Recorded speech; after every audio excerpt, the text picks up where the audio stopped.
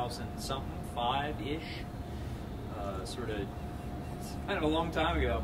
And the FPL didn't technically exist when I was the FPL. It was sort of my job to go out and figure out how to take this thing called Fedora that we sort of weren't sure what it was and turn it into something that contributors could rally around. So I sort of ended up being that after the fact. My name is Paul Frields. I was the Fedora Project Leader from early 2008 to mid-2010, which I think makes me I still hold the record, right?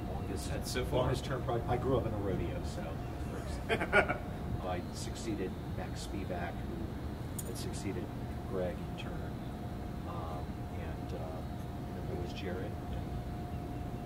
And now me. Now you are you.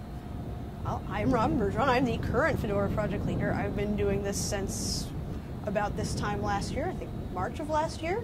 It's a hard job. I mean, it's a. Yes, it is. It's at once it's like it seems to go by in a blur, but sometimes when you're in the thick of it, you feel like time really stretches. But I think it's like that with any really like challenging, rewarding job.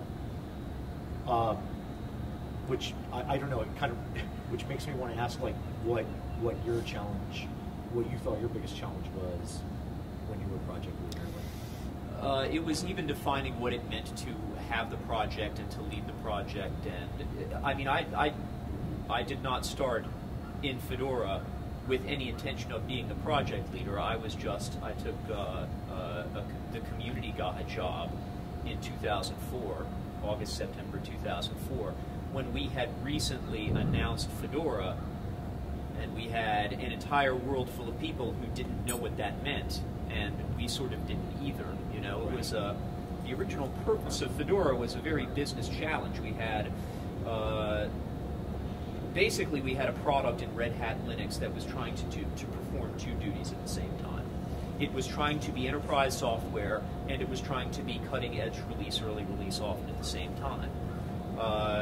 And once the business realized that those were two conflicting goals, they made the move of splitting into Red Hat Enterprise Linux, which they could support over a long period of time, and then the Fedora project, which could iterate rapidly and make changes and be innovative. And sort of figure out how to optimize each one right, of those. And of course, and at the time, it was very much a bet the company move, right? Yeah. And it meant making some people unhappy. It meant putting a stake in the ground and saying, this is how we're going to make our money. This is our business model, is Red Hat Enterprise Linux. And so, for obvious reasons, Red Hat put almost all of its resources into figuring out the RHEL problem.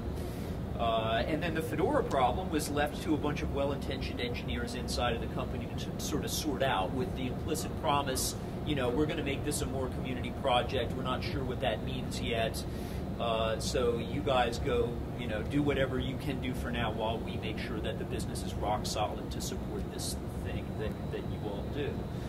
And so it was perfect for me because it was total wild, wild west, right? The problem was it was the Wild West, and how did you figure out who your friends and your enemies were? How did you get your friends in the community to start thinking about how they could support you? And at the time, we had zero structure for any of this at all, so it was very much bootstrapping. How do we, we've got all these people in the community who are making Fedora packages. How do we actually bring them into what it is that we do? Because they had their own things going. There were multiple different projects that were not at all related. And for me it was convincing the company that these guys were valuable and that we should embrace their work, and convincing these guys that Red Hat really was a good actor and well-intentioned, and working with Red Hat would be valuable to them. So it was a lot of matchmaking and structure building, and then, and then getting out of it and going and doing something else when that was humming, and Max was well positioned to pick that up and run with it. And I think that's different from the situation you came into, which was at a point where Fedora, had a lot of people at that point. There was a lot of things going on. We had figured out how to consistently get a release out, but it was almost like there was so much going on and not everybody knew what everybody else was doing all of the time. Yeah, I mean, it was really kind of an inter-team communication issue. So for Greg and also for Max, you know, you guys really sort of invented, or, you know, maybe not, at least invented in the context of Fedora, and definitely grew this idea of the infrastructure of participation, right? How do we make it possible for people to do cool stuff in Fedora and scale that as far outward and upward as we need to? And so I feel like there were a lot of, you know, I wouldn't call them fences, but there were definitely some lines to color that it made it a little easier to color in the picture by the time I got on the scene. And, you know, a lot of those pieces fit together really well. You know, and then, you know, Jared was on, you know, in between you and me, and so now, you know, where do you see your, you know, your future challenges? So I think obviously the world has evolved a lot since the time when you were the FPL and the time you were the FPL, even to, you know, where we are now. I mean, when Fedora started, it was very much a Linux distribution that some people might have used on their desktops, or some people might have used as, you know, for their servers, etc. But now we have new things out there. You know, we have the cloud, and, you know, lots of different use cases and ways in which people want to, you know, anything from, you know, we've got people in the ARM group who are working on putting Fedora on incredibly small devices, to people who want to either use it for cloud or in the cloud or as a cloud, etc. So it seems like now the challenge is how can we make Fedora usable in a lot of different places, or even, you know, looking at Fedora and saying, you know, are we the same project? Do we have the same purpose that we had a long time ago as we do now? And continually looking at what are our challenges, how have things changed? I think it's always a good spot where people can sort of reflect. You know, it's a monumental number. I mean, that we've done this 20 times in itself, I think, is, you know, a good sign of the fact that we're a healthy community. But I think it's also a good time for us to reflect and start thinking about, you know, what are we doing really well? We do a lot of things really well.